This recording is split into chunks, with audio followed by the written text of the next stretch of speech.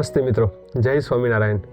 મિત્રો, આજનું આ પોડકાસ્ટ એ ખૂબ જ ખાસ છે કે આ પોડકાસ્ટની અંદર આપણે ઘણી બધી એ નવી વાતો જાણીશું. સ્વામી, ભગવાન સ્વામિનારાયણના વખતમાં પણ ગુજરાતની અંદર કે પછી ભારતની અંદર એ બ્રિટિશ અધિકારીઓ હતા, કોઈ નામાંકિત બ્રિટિશ વ્યક્તિઓ હતા, તો એમની ઉપર ભગવાન સ્વામિનારાયણનો શું પ્રભાવ હતો એના વિશે આ પોડકાસ્ટમાં જાણવું છે. આ ઇતિહાસમાં જ્યારે આપણે ડોક્યુ કરીએ છીએ તો એ આપણો ઇતિહાસ બહુ જ રસપ્રદ છે અને પ્રેરણાપ્રદ પણ છે. કારણ કે આપણા ઈષ્ટદેવ ભગવાન સ્વામિનારાયણ દંતકથા તરીકે કોઈ માની લે એવા કોઈક પુરુષ નહોતા, સાક્ષાત ભગવાન હતા.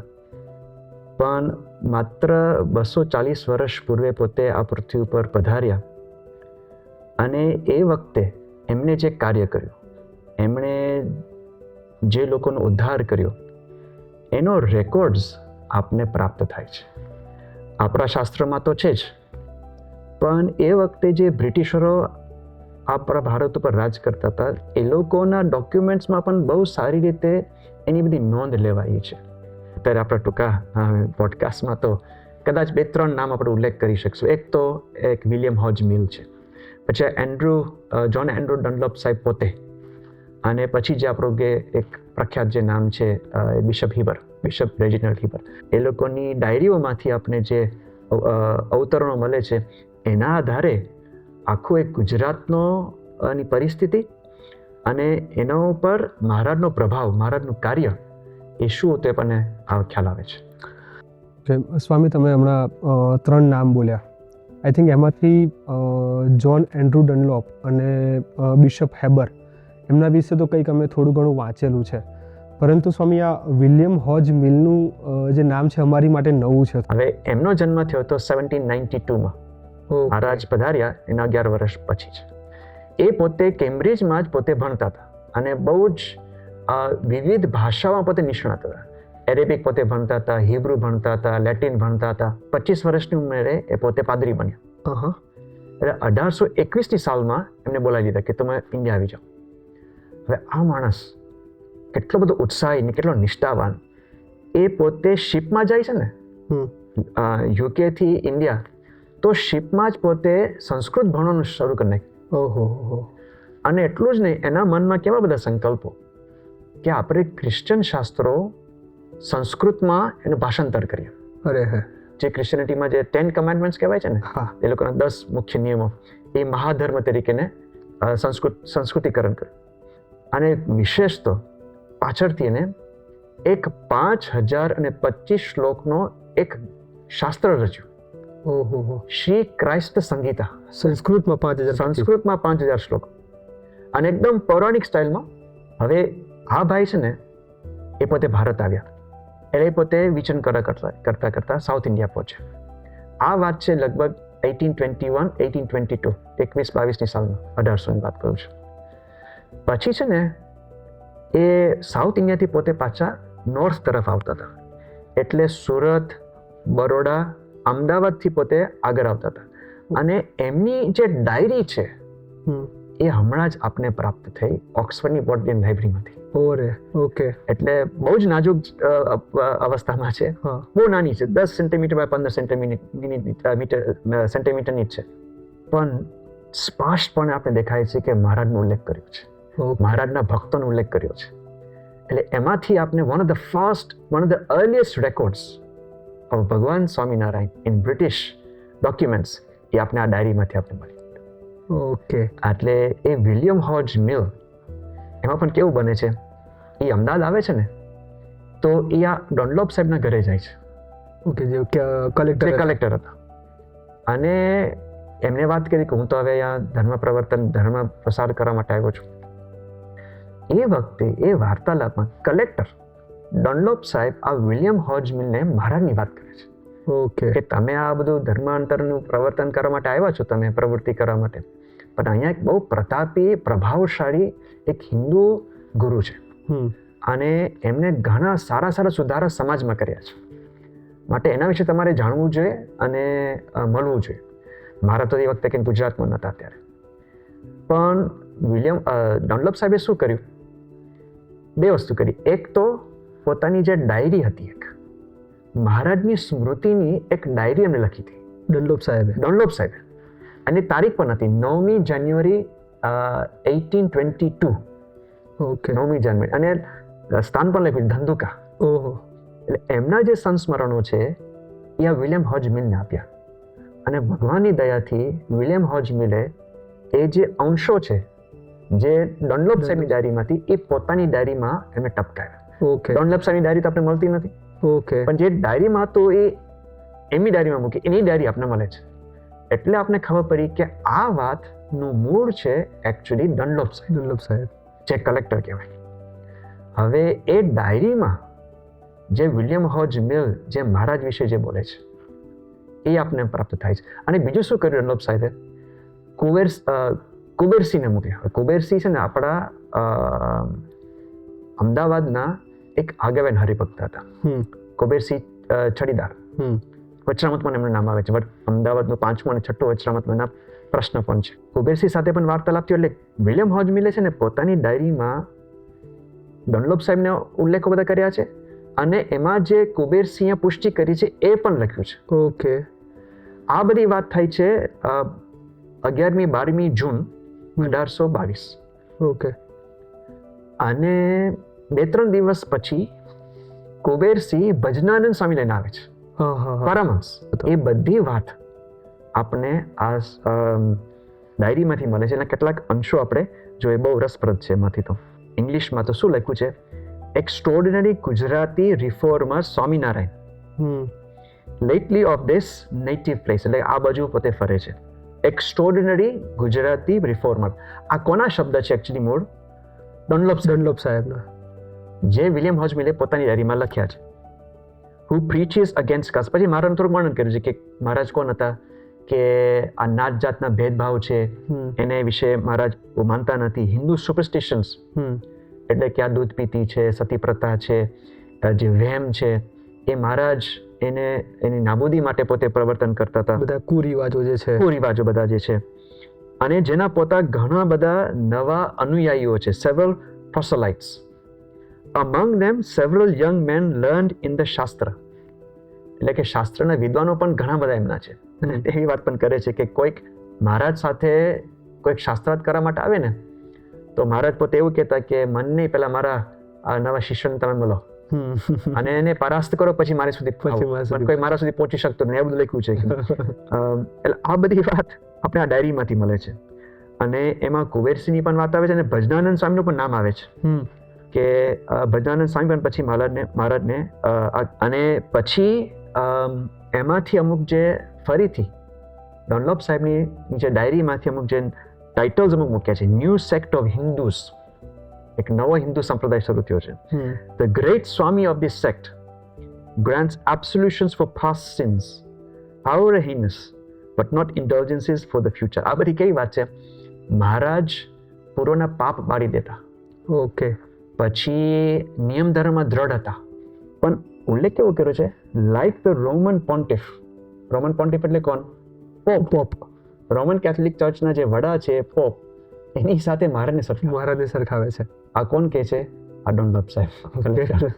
એટલે એમાંથી પણ આપણે ખ્યાલ આવે કે already Maharaj was seen as a powerful religious leader in Gujarat at that time already. કેટલો પ્રભાવ હશે મહારાજનો કે આમ પોપ સાથે સરખાવે છે. બસ.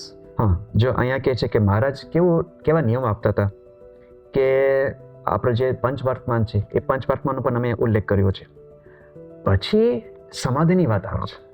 મહારાજે સમાધિ કરાવતા હતા, તો સમાધિને બહુ સરસ વર્ણન આવે છે કે બધા જે સમાધિમાં જતા હતા એ પોતાનો આત્મા દેહમાંથી છૂટો પડી જતો હતો, અને પોતે કાષ્ઠવત એનું શરીર અહીંયા પડ્યું રહેતું હતું.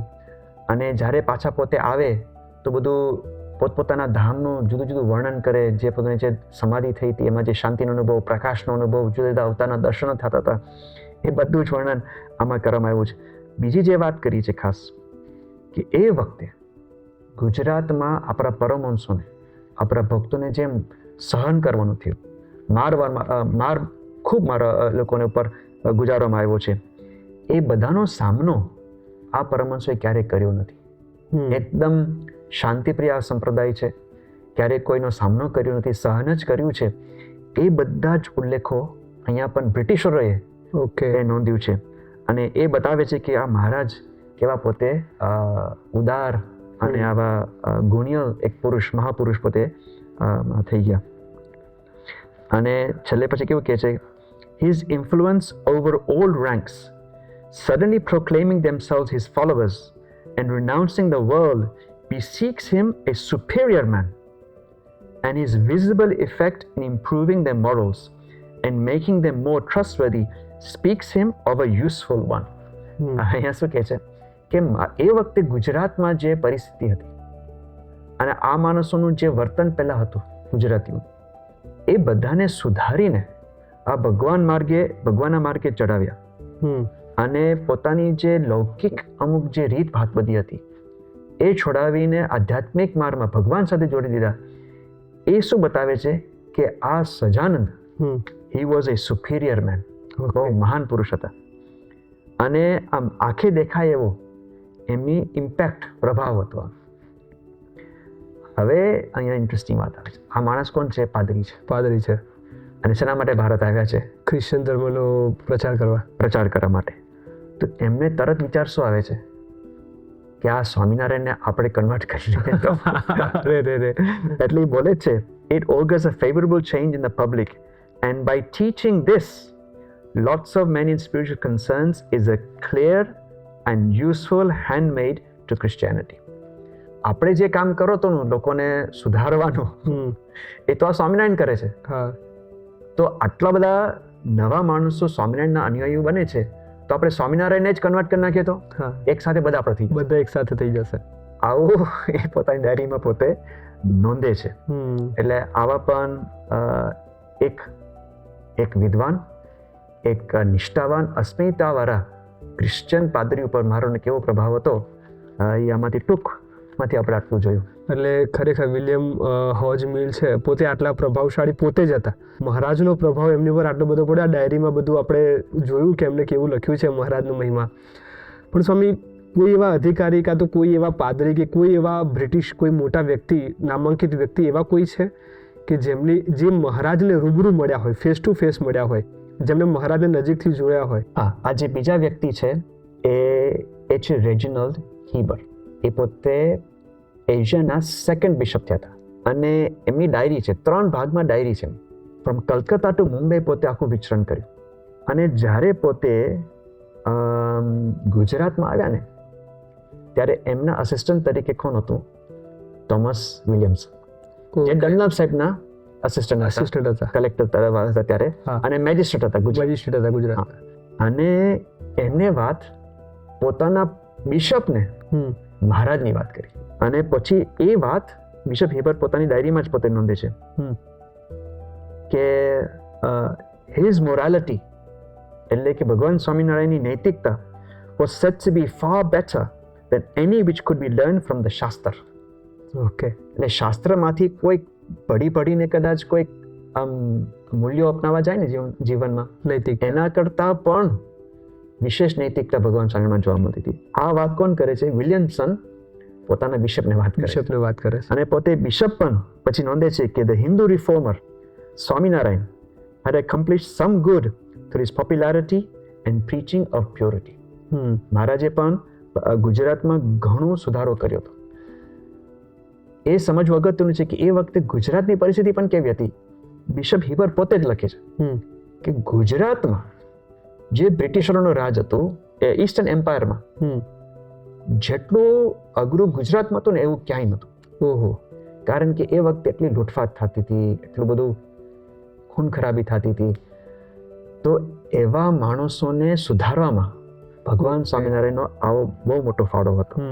અહીંયા લખે છે કે he condemned theft and bloodshed, ચોરી, લૂંટફાટ, ખૂન ખરાબી, and those villages and districts which had received him from being amongst the worst were now amongst the best and most orderly in the provinces. જે પહેલા ગુજરાતમાં જે સૌથી વર્સ્ટ હતા, ખરાબમાં ખરાબ હતા, પણ મહારાજ આવ્યા, જે ગામડાઓમાં, જે પ્રાંતોમાં સ્વામિનારાયણનો સત્સંગ આપવામાં આવ્યો, were now amongst the best and most orderly. સૌથી સારા અને સૌથી નૈતિક સ્થિરતાવાળા લોકો થઈ ગયા. આવી વાત સાંભળીને એમને ચટપટી જાગી, ઓકે. આ સ્વામિનારાયણને મારે મળવું છે. હા. અને પછી તો આખો ભગવાનની કૃપાથી મહારાજે જ મોકલ્યા હતા. પછી 6 પેલા ભક્તો આવ્યા, એમાં એક ઠાકોર સાહેબનો દીકરો હતો, એમાં એક મુસલમાન સિપાઈ પણ હતા. 6 ભક્તો જુદી જુદી નાત જાતના. ઓકે. એ આ બિશપ હિબર્ડને નડિયાદમાં મળવા માટે આવે છે ઓકે. અને કહે છે કે તમે આવ્યા છો તો ભગવાન સ્વામિનારાયણ તમારે મળવું છે, કે મારે પણ મળવું છે. હા. અને તો એમને બહુ આશ્ચર્ય થયું કે આ છો તમે જુદા જુદા નાત જાતના કેવી રીતે ભેગા છો, તમે સ્વામિનારાયણના આશ્રિત છો? કે હા, અમે બધા જ સ્વામિનારાયણ આશ્રિત છે. હા. અને મહારાજ અમને શીખવાડ્યું છે કે અમે તો બધા ભાઈઓ જ છે, એક જ છે, અમે તો આત્મા છે, એથી પર છે. આ લોકની બધી નાત જાતની તો ભગવાનનો ઉપર ધામમાં ક્યાં છે કે? આવી બધી વાત સાંભળીને બહુ જ એમને આશ્ચર્ય થયું, બહુ પ્રભાવ પડ્યો. એમને પણ પછી મહારાજની મુલાકાતો થઈ ત્યાં નડિયાદમાં જ. પણ ટૂંકમાં આમાંથી આપણને ખ્યાલ આવે છે કે મોટા મોટા ધર્મગુરુઓ, પાદરીઓ અને પોલિટિકલ લીડર્સ એ લોકો મહારાજના સંપર્કમાં આવ્યા, મહારાજના કાર્યથી પ્રભાવિત થયા, મહારાજના વ્યક્તિત્વથી પ્રભાવિત થયા. એટલે આજે એક ચંદ્રવદન મહેતા તરીકે એક બહુ મોટા ગુજરાતના એક મૂર્ધન્ય સાહિત્યકાર થઈ ગયા, ચિંતક થઈ ગયા. એમને બહુ સુંદર લખ્યું છે, થોડુંક વાંચો. એમાંથી આપણે ખ્યાલ આવે કે અત્યારે આપણે જે ગુજરાતને જે જોઈએ છે ને, એના માટે ભગવાન સ્વામીના આપણે જેટલો આભાર માનીએ એટલો ઓછો છે. જો લખે છે ચંદ્રવદન મહેતા, છેવટે ગુજરાત સહજાનંદજીને યાદ કરશે. શેના માટે? કે એમણે ગુજરાતના પશુ જેવા માણસોને માણસો બનાવ્યા. ઓકે. એટલા માટે સહજાનંદ સ્વામી ન હોત તો આપણે ગરવી કહીએ એવું ન હોત. ગુજરાતમાં જે સદાચાર છે તેના સ્થાને એ જોવું ન ગમે એવું ગંદુ હોત. આજે જે ગુજરાતનું નામ સાંભળી આપણે સૌ આપણું હૈયું ઉછળે છે, તેને બદલે સહજાનંદ સ્વામી ન હોત તો ગુજરાતનું નામ સાંભળતા આપણને શરમના માર્યા નીચું જોવું પડે. ઓકે. ગુજરાતના મહાપુરુષોમાં સહજાનંદજીનું સ્થાન પહેલી હરોળમાં જ હોવું જોઈએ. એટલે આ મહારાજનો પ્રભાવ હતો.